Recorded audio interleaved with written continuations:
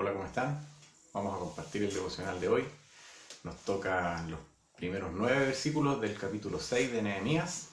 Así que vamos a orar y vamos a estar compartiendo esta pequeña porción. Señor, gracias te damos por una oportunidad más, Señor, que nos das de poder abrir tu palabra, Señor, poder en ella encontrar, Señor, consejo para nuestras vidas. Te pedimos en esta hora, Señor, que puedas tú bendecirnos, que puedas tú hablarnos, Señor, darnos entendimiento para poder no solamente entender tu palabra, sino ponerla por obra en nuestras vidas cada día, Señor, que nos ayude todo esto para poder crecer y madurar, Señor.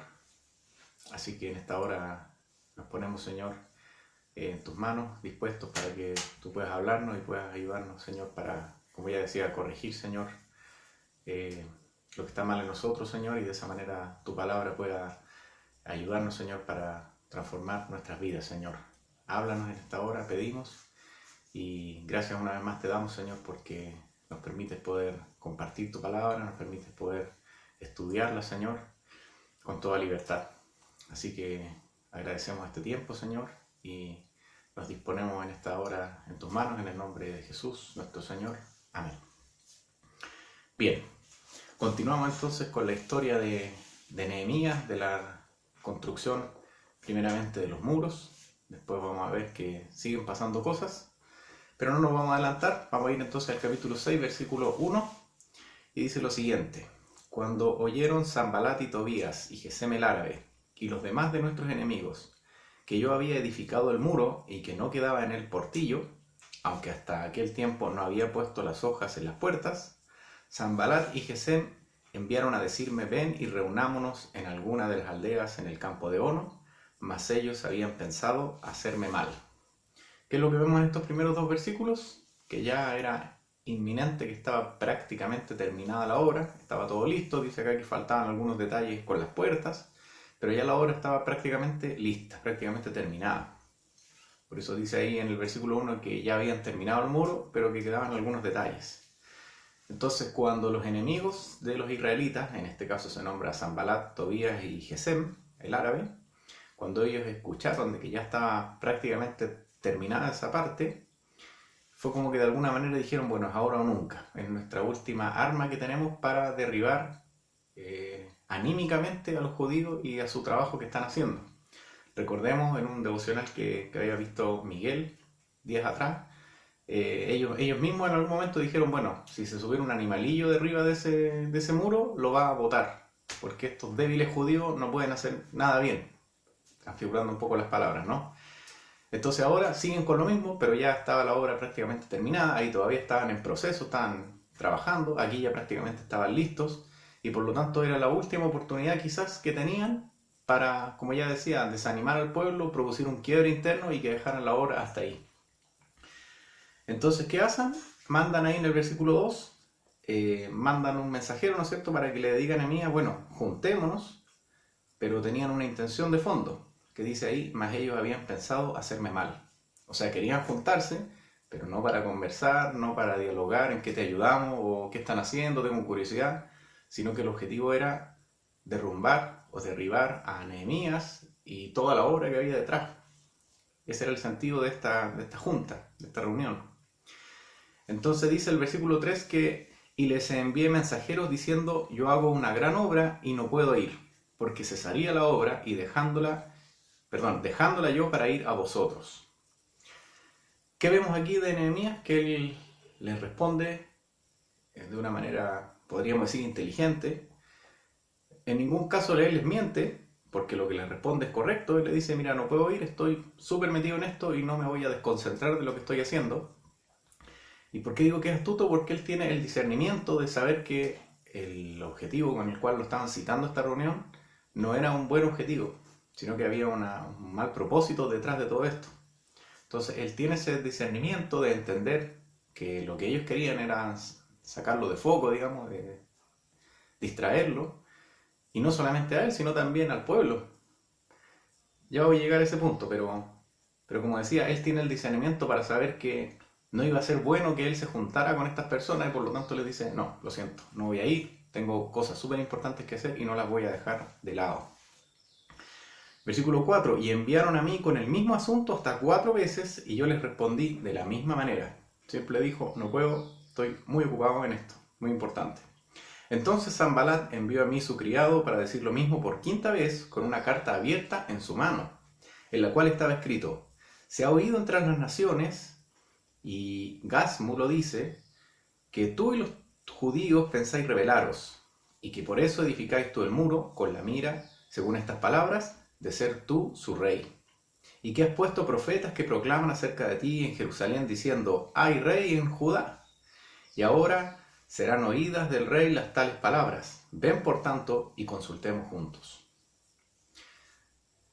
Aquí, ¿no es cierto?, está confirmando, podríamos decir, lo que él se temía que iba a pasar.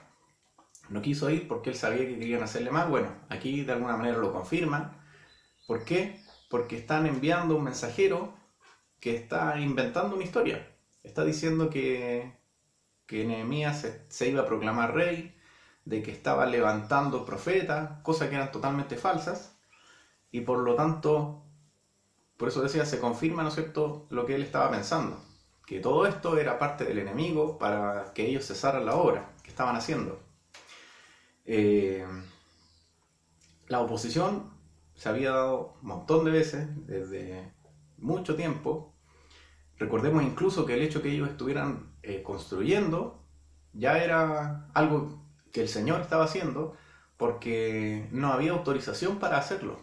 En Edra, lo hemos visto antes con el pastor, con Flavio, se había dicho que esto no iba a ocurrir. Sin embargo, el plan del Señor era otra cosa, y Nehemías, el Señor toca el corazón de Nehemías, él se presenta delante del rey y como que cambia un poco el parecer de haber dicho que no se iba a poder hacer nada referente a la restauración. Ahora el pueblo estaba restaurando los muros, estaba restaurando la ciudad. Había un propósito de Dios ahí. Y frente a la oposición, habían logrado seguir avanzando.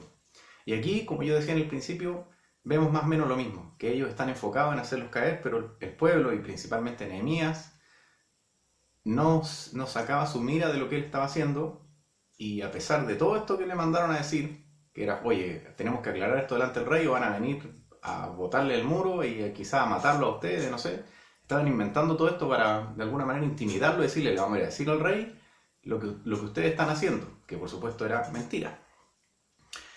Entonces, ¿qué es lo que hace Nehemías frente a todas estas acusaciones? Dice el versículo 8, entonces envié yo a decirle, no hay tal cosa como dices, sino que de tu corazón tú lo inventas. Porque todos ellos nos amedrentaban diciendo, se debilitarán las manos de ellos en la obra y no será terminada. Ahora pues, oh Dios, fortalece tú mis manos. ¿Qué podemos concluir de todo esto? De esta parte de la historia del libro de Nehemías. Similar a lo que hemos estado viendo días anteriores, podemos ver, si lo llevamos al día de hoy, a nuestras vidas, que el Señor nos pide generalmente que estemos haciendo algo por Él, sirviendo en la iglesia, sirviendo al Señor en cualquier cosa, haciendo un discipulado, preparando el culto que ahora se hace digital, etc., sirviendo al Señor. Y muchas veces aparecen pruebas, aparece oposición, y una de las cosas que yo veo aquí es que debemos estar firmes en el Señor para poder tener el discernimiento de poder entender cuando muchas veces son distracciones, así como vimos aquí, oposición, para que en este caso el pueblo dejara de trabajar y se distrajera de lo que estaba haciendo.